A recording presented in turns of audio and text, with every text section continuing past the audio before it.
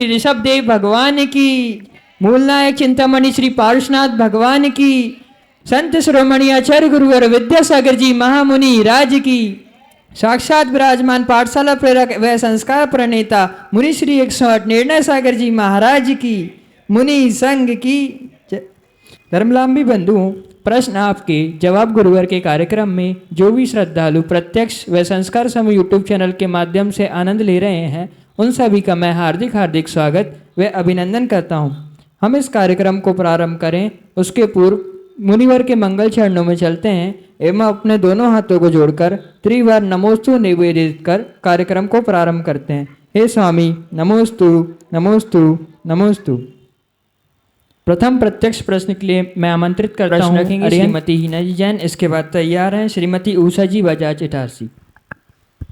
नमोस्तु महाराज जी। अभी आपने ध्यान में हमें सिखाया कि शरीर में इतने मल होते हैं। हम इस चीज़ को समझते भी हैं कि हमें ज्ञानी भी मतलब होता है कि हमें दीक्षा ले लेनी चाहिए, फिर भी हमसे ये चीज़ नहीं होता। तो क्या ईश्वर खुद चुनते हैं कि कौन उनकी भक्ति का आराधना कर सकता है? मतलब भाव तो सभी के होते हैं मगर कोई ले नहीं पाता, तो क्या ईश्वर का इसमें? देखो ऐसा है, आपने जो प्रश्न किया समझ गए।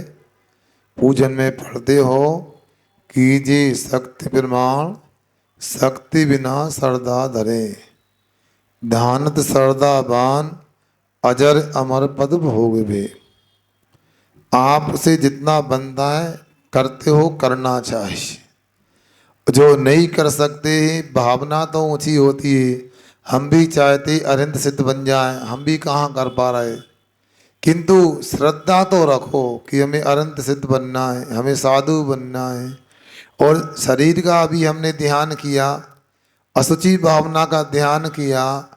ये धीरे धीरे करते जाओगे तो अपनी धारणा बन जाएगी। फिर शरीर से ममत्व भाव का त्याग हो जाएगा, विषयों से विरक्ति हो जाएगी। मगर धीरे धीरे करना, नहीं करोगे तो कभी नहीं होगी, करोगी तो संभावना आज नहीं तो कल करो। शरीर में आखिर है क्या, ये अपने को सोचना तो चाहिए। जिसे गाड़ी खोल के रख देते ना तसले में मैकेनिक लोग, वैसे ही आपको ध्यान में बताया है आप अलग अलग रख लो, हड्डी को, चमड़ी को, मांस को, खून को, पीप को, तो क्या बचेगा? कुछ नहीं बचेगा। तो अपने आप के लिए वैराग प्राप्त हो जाएगा। वैराग के माध्यम से जो अभी नहीं कर पा रहे वो भी करना संभव हो जाएगा। अब अपना प्रश्न रखेंगी श्रीमती उषा जी बजाज। इसके बाद तैयार हैं श्री नमन जैन इटारसी। नमोस्तु महाराज जी। महाराज जी, ये एक प्रैक्टिकल था जिसको जिज्ञासा के रूप में आपके सामने रख रही हूँ कि जैसे हमने कुएं के जल का शुद्ध प्रातः भोजन बनाया है और महाराज जी के प्रगाहन में 1 घंटा देरी है। उस बीच यदि कहीं से फ़ोन आ जाए कि 4 ब्रह्मचारी भैया को कलकत्ता जाना है 9:30 बजे, तो महाराज जी वो भैया जी जैसे जिस चौके में भोजन ले लें, फिर उसमें मुनि महाराज जी आ सकते हैं? देखो ऐसा है बहन जी, मना नहीं है मगर एक व्यवस्था होती है। मुनि महाराज ये तीर्थंकर की मुद्रा होती है। मुनि राज को आहार यदि कराना है तो उस चौके में पहले किसी का आहार नहीं होना चाहिए। अब किसी को इमरजेंसी में जाना है तो आपको ऐसा करना चाहिए, दूसरे कमरे में थाली लगा के दे दो, थाली लगा करके दे दो, बाहर के कमरे में वहाँ बैठ के खिला दो, डब्बा बंद करके दे दो उनके लिए। मगर जिस चौके में महाराज रसोई बनी है वो महाराज जी को आना है, उस चौके में फिर किसी को भोजन कराना उचित नहीं है।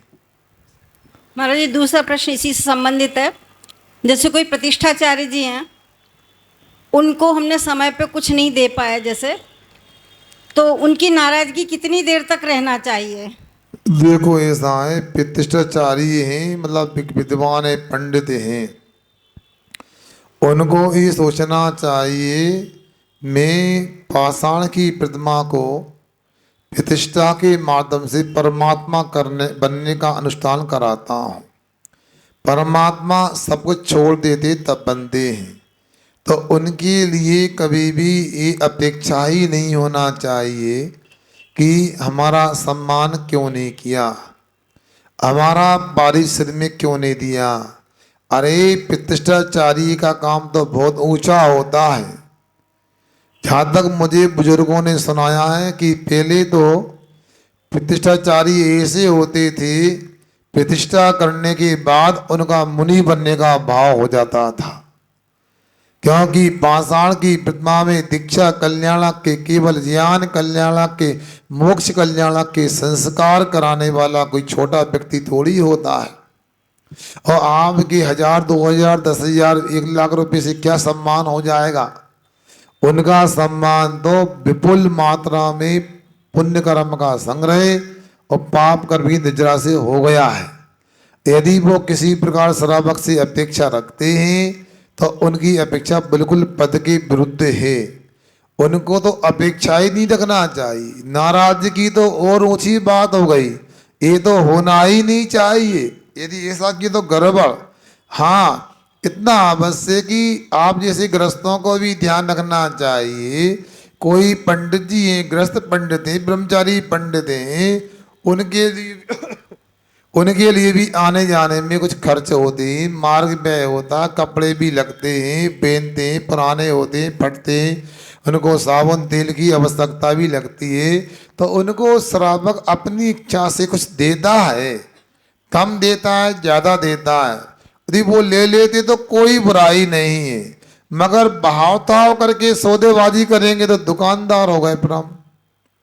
आप तो बेसे हो गए। ऐसे कोई मजदूर काम करता है, हमें 400 रुपये लेंगे एक दिन के, कारीगर के तो हम 1000 रुपये लेंगे। तो मजदूर कारीगर में वो आप में अंतर क्या रह गया? अरे बहुत बड़ा पद है, प्रतिष्ठाचार्य। प्रतिष्ठा भी इसमें लगा है शब्द, और आचार्य भी लगा है। सोचो, एक आचार्य भव्य जीवों को दीक्षा दे करके साधु परमेष्ठी का पद प्रदान करते हैं, और एक पाषाण की प्रतिमा के अनुष्ठान संपन्न करा के भगवान का रूप देते थे। बहुत बड़ी बात है, बहुत बड़ा पद है। उनको तो कभी नाराज होने की बात ही नहीं। बात लगे कोई अनुशासित नहीं होता क्रियाओं में, वेदी प्रतिष्ठा में, पंचकर्म में उनको जोर से बोलना भी आवश्यक होता है, मगर उनका बोलना वैसा ही होना चाहिए जैसे माँ बच्चे को डांटती है। तो आप लोग अपने बच्चों को डांटते नहीं डांटते? कसाई बन के कि माता पिता बन के डांटते होता? माता पिता के रूप उसी प्रकार वो यदि बोलते हैं तो वो नाराजी नहीं। इसलिए मुझे पता नहीं आप कहाँ से पूछ रही इतना बस से कि आपको ऐसा यदि लगता है तो आप तो ये मान लेना, यदि नाराज हैं आपसे, द्वेष रखते हैं, तो वो सही विद्वान नहीं है। वो विद्वान है तो कभी नाराज नहीं होंगे। कभी कभी ऐसा होता है उनका मौन रहता है, बोलते नहीं तो अपने को नाराजी लगती है, बताओ। इसलिए अभिप्राय भी कभी कभी ऐसा होता है, हम भी लगाते हैं अभिप्राय। अब कोई यहाँ धर्म सभा में नहीं आ पाया तो कोई मजबूरी है, कोई समस्या हो सकती है, मगर बाद में लगता समस्या भी नहीं थी, वो आए भी नहीं तो गलत लगता फिर। इसलिए अपने लिए जो उचित है वो करना चाहिए। ठीक है ना? हाँ ठीक है। अब अपना प्रश्न रखेंगे श्री नमन जैन इटारसी। इसके बाद तैयार हैं श्रीमती मीना जी जैन इटारसी। नमस्ते महाराज जी। सोते समय अपने सिर और पैर किस साइड रहना चाहिए?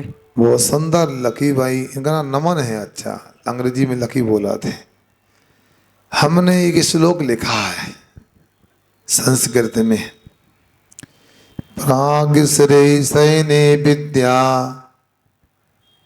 पश्मे तु महाचिंता आयुर्वृद्धि दक्षिणे आयुर्हानि उत्तरे। पूर्व दिशा में सिर करके सोते, सुन रहे कि सो गए तुम लोग?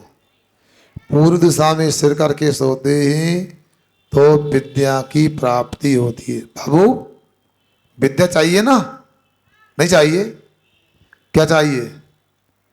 तो विद्या, पूर्व दिशा में सिर रख के सोते हैं तो विद्या की प्राप्ति होती है। दक्षिण दिशा में सिर करते हैं तो कभी आयु घटती नहीं है, आयु बनी रहती है, उसको ही आयु वृद्धि कह दी।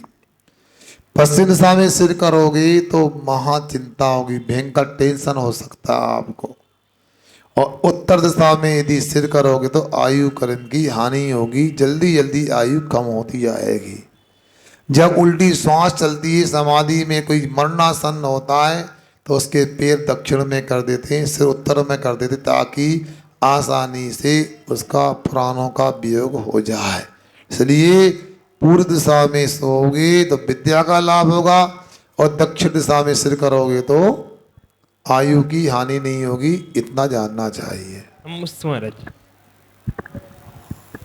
अब अपना और प्रश्न। एक बात और ध्यान रखो, कभी सोते समय सीने पे हाथ नहीं रखना इस प्रकार से, और करवट से सोने का प्रयास करो, दाएं बाएं। सोते लेटते तो आप करवट से लेटो, उठो चित्त लेटे हो तो पहले करवट लो फिर ऊपर उठो, अन्यथा रीढ़ की हड्डी आदि में कोई बाधा आ सकती है। अपना प्रश्न रखेंगी श्रीमती मीना जी जैन, इसके बाद तैयार हैं श्री अरविंद जी जैन एडवोकेट। नमोस्तु महाराज जी। महाराज जी, मेरा प्रश्न है कि धर्म और अधर्म में क्या अंतर है, और धर्म में चलने में सहायक होता है और अधर्म में ठहरने में, इसका थोड़ा जानना है। बहन जी, धर्म का मतलब या धर्म द्रव्य बोलो आप, धर्म द्रव्य और अधर्म द्रव्य में क्या अंतर होता है? क्योंकि धर्म का काम अच्छा काम करने का नाम ही धर्म। भूल गए थे। हाँ कोई बात नहीं, शुद्धि पत्र लगा लो।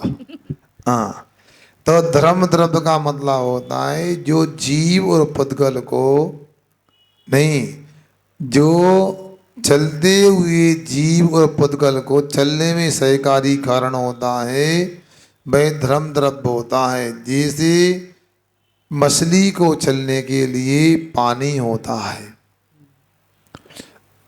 जबकि अधर्म द्रव्य किसे कहते हैं? जो ठहरते हुए जीव और पुद्गल को ठहरने में सहकारी होता है। जैसे राहगीर को वृक्ष की छाया। अब दोनों में अंतर है। अधर्म द्रव्य ठहरने के लिए सहयोग करता है, ठहरने में निमित्त है। धर्म द्रव्य चलने में निमित्त है। इसलिए धर्म द्रव्य अधर्म द्रव्य नहीं हो सकता, अधर्म द्रव्य धर्म द्रव्य नहीं हो सकता है। समझ में आया ना? इस प्रकार अपने को जानना चाहिए। द्रव्य संग्रह में अलग अलग गाथा भी आई है। महाराज जी, दूसरा प्रश्न है, आपने ध्यान में बताया कि जे अपने शरीर में 9 द्वार बहते रहते हैं, तो भी मनुष्य इतना घमंड क्यों करता है अपने शरीर से? देखो बहन जी, ऐसा है, 4 गतियां होती हैं और 4 कसाय होती हैं। बिल्कुल व्यवस्था ठीक है। जब व्यक्ति नरक में जन्म लेता है तो नरक में क्रोध कसाय से ही उसकी पारी प्रारंभ होती है, जीवन प्रारंभ होता है। जब त्रिंज गति में जन्म लेता है तो माया कसाय के साथ ही उसका जीवन प्रारंभ होता है, पारी प्रारंभ होती है। जब दिव्य गति में जन्म लेता है तो लोभ कसाय से उसकी पारी प्रारंभ होती है। अब कौन सी गति बची? मनुष्य गति। कसाय कौन सी बची? मान कसाय। तो इसी प्रकार से मनुष्य गति में जब जन्म लेता है और जन्म लेते से ही मान कसाय के साथ उसकी पारी प्रारंभ होती है। जब जन्म का प्रारंभ ही उसका मान कसाय के साथ हुआ तो मान क्यों नहीं करेगा? इतना अवश्य कि समझदार होने पर उसको मान की हानि समझना चाहिए और मान करना छोड़ना चाहिए। अब ये तो पहले भी शास्त्रों में लिखा है, 8 वस्तुओं के माध्यम से मान होता है। ज्ञानम पूजाम कुलम जाति बलम वृद्धि तपो बभू अष्टावासित मानित्यम स्मर मौरिगत स्मया। जिनके मान नष्ट हो गया, ऐसे भगवान ने कहा है, ज्ञान के निमित्त से ज्ञान का मद होता है, पूजा के निमित्त से पूजा का मद होता है, कुल के निमित्त से कुल का मद होता है, जाति के निमित्त जाति का मद होता है, बल के निमित्त से बल का मद होता है, रिद्धि के निमित्त से रिद्धि का मद होता है, तप के निमित्त से तप का मद होता है, और शरीर के निमित्त से शरीर का मद होता है। अब वो जो मान करता है ना, उसे ऊपर ऊपर की चीज दिखती, अंदर की नहीं दिखती। श्रीमान करता है, वरना क्या है, उसे मोह की बड़ावना भी है। अब ये है, वो विष्टा का कीड़ा बन गया था सेठ जी का जीव, तो उसने कहा, मैं, भगवान ने कहा, मैं मर के विष्टा का कीड़ा बनूंगा और मैं निकलूंगा ऊपर तो तू मार देना। उसकी सोच कूप में बन गया था। लड़का डंडे से मारने गया तो वो सेठ जी का अजीब कीड़ा बना था, अंदर घुस गया। उसे मल में ही अच्छा लगता है। व्यक्ति जो जहाँ रहता है उसको वहीं अच्छा लगने लगता है, जो जहाँ अच्छा लगता है अन्यत्र जाना नहीं चाहता। ये मोह की बड़ावना है, ये अपने को समझना चाहिए। इसलिए शरीर में रहता है तो शरीर को ही अच्छा मान के वह मान करने लगता है। अब अपना प्रश्न रखेंगे श्री अरविंद जी जैन, इसके बाद तैयार हैं श्रीमती रचना जी जैन इटारसी। नमस्ते महाराज जी। महाराज जी, आपके प्रवचनों में अब ऐसा लगने लगा है कि इतनी सरलता आ गई है कि आप चाहते हैं कि हम लोग सब पक्के हो जाएं। आपने आज सुबह जो प्रवचन दिए उसमें नवदा भक्ति के बारे में और सामान्य रूप से जो सावधानी रखना चाहिए वो इतनी स्पष्ट रूप से बतलाई हैं और इतनी सरलता से बतलाई हैं कि मेरे ख्याल से सबको समझ में आना चाहिए, और ये गुरुओं के प्रति हमारा बहुमान होना भी चाहिए। महाराज जी, मेरा प्रश्न क्या, मेरी जिज्ञासा है कि सावकों के लिए जो भी बात आती है वो गुरुओं की प्रेरणा से ही आती है। क्या धर्म के प्रति यदि हम अनदेखा करें या धार्मिक क्षेत्रों के प्रति हम अनदेखा करें तो क्या गुरुओं के माध्यम से प्रेरणा मिलना चाहिए? क्योंकि दिनों दिन हमें ऐसा देखने में आ रहा है, एक तीर्थ नहीं सभी तीर्थों पर बहुत विकट स्थिति आ रही है और हम सब लोग सोए हुए हैं। तो हमें जगाने के लिए आप लोगों की प्रेरणा हमें बहुत कारकारी हो सकती है, और सिर्फ आपकी नहीं पूरे साधु समाज से हमें प्रेरणा मिलना चाहिए। एक मुझे वो संस्मरण याद आता है, हरिशंकर जैन बहुत बड़े वकील हैं, ये वो बनारस के ज्ञान वापी मस्जिद की तरफ से हिंदुओं के वकील हैं।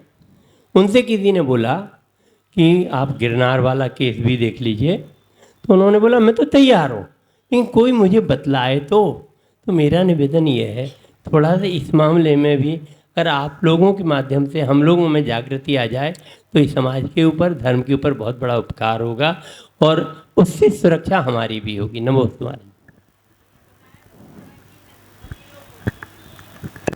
देखो अरविंद जी, आप तो पुराने अधिवक्ता हैं, आपने अपनी बात रखी, मैं भी समझ रहा हूँ, इस समस्या से मुझे भी परिचय है, मगर बात है इसमें एक व्यक्ति का योगदान नहीं, सबका योगदान होना चाहिए। हम लोग पहले तो ये सोचे कि हमारा क्या कर्तव्य है। इतने लोग यहाँ पर बैठे हैं, अभी इनसे कहूँ आप कहाँ जा रहे हैं तो ये कहेंगे मैं दुकान जा रहा हूँ, मुझे ग्राहक देखना है। आप कहाँ जा रहे हैं? मैं चौके में जा रहा हूँ, सफाई करना है। इनसे कहा थोड़ा मंदिर में देखो कोई नहीं है, दरवाजा लगाओ, हमको टाइम नहीं है। और कोई से कह दो लाइट खराब हो गई है तो भैया अध्यक्ष से बात करो, हम कुछ नहीं कर सकते। आज मंदिर में अभिषेक नहीं हुआ तो मैं नहीं कर सकता हूँ, मैं रात में 12 तक जगा था, सुबह जल्दी नहीं उठ पाऊंगा।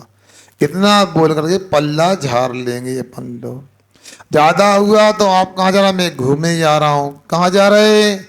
तो कहे मैं गोवा जा रहा हूँ, कुल्लू मनाली जा रहा हूँ, या और कहीं विदेश जा रहा हूँ, बैंकॉक जा रहा हूँ, दुबई जा रहा हूँ, सिंगापुर जा रहा हूँ।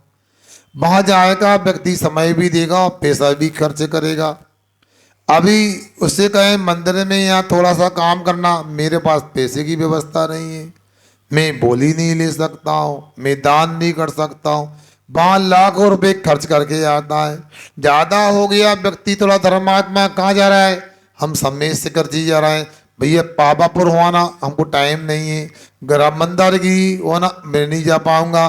मैं ये पूछना चाहता हूँ, आप लोगों की गंदी आदत होती है, एक तीर्थ को यदि पकड़ लिया तो और कहीं नहीं जाना चाहते, और वहाँ जाकर जाएंगे तो अनेक प्रकार की अपेक्षा रखेंगे, 1 रुपये की वस्तु 5 रुपये में खरीदेंगे, लोगों को व्यापार करने के लिए प्रेरणा देंगे, जो व्यापार करते हैं वो तीर्थ को हड़प लेते हैं। तो हम लोगों को अब सोचना चाहिए कि हमारे कर्तव्य क्या हैं। चौराहे पर यदि घड़ी है छोड़ के जाओगे तो चोरी तो होगी, चोरी कर ली, चोर का दोष कि आपका दोष? आपको अपनी घड़ी संभाल के रखना चाहिए ना। उसी प्रकार यदि आप तीर्थ अपने मानते हो, उन तीर्थों पर जाना चाहिए। आखिर ये क्यों होता है कि शिखर जी जा रहे हैं, पापापुर तो कोई नहीं बोलता, किसी ने नहीं कहा मैं चंपापुर जा रहा हूँ, मंदारगिरी जा रहा हूँ। कभी एक आध बार जिंदगी में हुआ है, बंद कर दिया। अब सुनसान रहते हैं तो क्या करोगे। गिरनार की भी यही कहानी है, जाते कितने लोग हैं, उनसे कहें तो वो कहते आप हैं कितने से। और सरकार भी कहती है हम तो फैसला करवा सकते हैं, अधिकार दिला सकते हैं, संभाल के तो आपको रखना है। एक बात ये हो गई। दूसरी बात, साधु संत उपदेश देते हैं, हम कौन कौन सी बातें आपको बताएं। भले ही वकील साहब आप आके हमारी तारीफ करते हो, हमें तो कई बार लगता है हम तो सफल नहीं हो पाए। आपके हवेली से बड़े बड़े महल से मकान है, घर में बच्चे क्यों नहीं? आखिर एक कौन सी मजबूरी है, कौन सी समस्या है? पुराने जमाने में यदि 5, 8, 10, 15 बच्चे होते थे, घर में एक भी लड़का नहीं, क्यों नहीं? आखिर आप लोगों को सोचना ये चाहिए, जब घर में बारिश ही नहीं होगा तो संपत्ति तो ये तो रात सात होगी, या कोई लूट लेगा। आखिर ये बातें क्यों? आखिर ये कर्तव्य महाराज के नहीं, या तो आपको साधु बनना चाहिए, ब्रह्मचर्य का पालन करना चाहिए। साधु नहीं बन सकते, ब्रह्मचर्य का पालन नहीं कर सकते, तो आप पहले अपने घर की संपत्ति की चिंता करो कि उसको कौन संभालेगा, कौन भोगेगा, कौन दान करेगा। अब इन समस्या का समाधान कौन करेगा? सब जानते हैं क्या स्थिति क्या है, मगर आप लोगों के लिए जब दूरदृष्टि ही नहीं, अपने घर की ही चिंता नहीं, अपने कुल की ही चिंता नहीं, अपने परिवार की चिंता नहीं। अब मैं तीर्थों की बात करूं आपसे, ध्यान तो होना चाहिए, मगर स्थिति ये बनती है, आप रोज कहते हो अभिषेक करने भेजो लोगों के लिए, पूजन के लिए बोलो। शायद ये पहला शिविर है कि शिविर के बाद में जितनी संख्या पूजन की अभिषेक करने वाले बढ़ना था, बढ़ नहीं पाई है। मगर हमारे शिविर में पुजारी भी तैयार होते हैं, क्षेत्र को रक्षा करने वाले भी तैयार होते हैं। आप लोगों से हमारा कहना यह है। और तीसरी बात सुनो, दान आप यदि देते हैं तो मनमाना देते हैं, जहाँ देना देते हैं, नहीं देना नहीं देते हैं। शिखर जी में आप करोड़ों दान दे आएंगे, किसी मंदिर में लाखों का दान दे जाएंगे, जहाँ आवश्यकता वहाँ नहीं देंगे। जाकर देखो वैशाली में क्या मंदिरों की हालत होती है, राजगिरी में देखो टोंकों की क्या कहानी है। हम लोगों के लिए एक बात तो बता दें, आपने जो बता दिया, हरिशंकर जी का नाम लिया, उनके लिए कितने लोग साथ देने वाले, कितना बड़ा समूह है, आप हैं कितने से? आपसे मैं कहता हूँ पहले तो आप अपने अपने नगर के मंदिरों की आयतनों की व्यवस्था की चिंता करो, यहाँ की संभाल करो। जब बगल में कब्जा हो जाता है बाद में गाना गाते। मंदिर का चबूतरा किसी ने गुमठी रख ली, जब रखी थी तब कहाँ गए थे, 2 साल बाद कहते हटाना है उसको।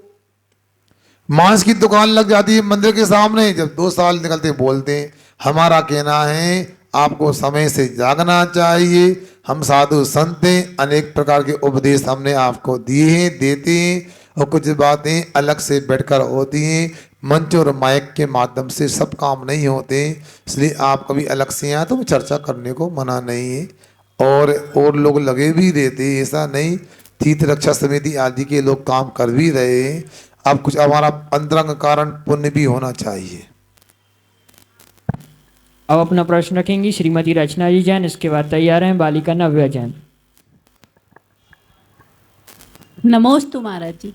महाराज जी, मेरा प्रश्न है कि मतलब आपने सुबह प्रवचन में बोला था कि वोट ऐसे लोगों को दो कि जो अपने मतलब काम कर सके, तो मतलब हम लोग कैसे समझ सकें कि ये अच्छा है, इसको वोट देना चाहिए?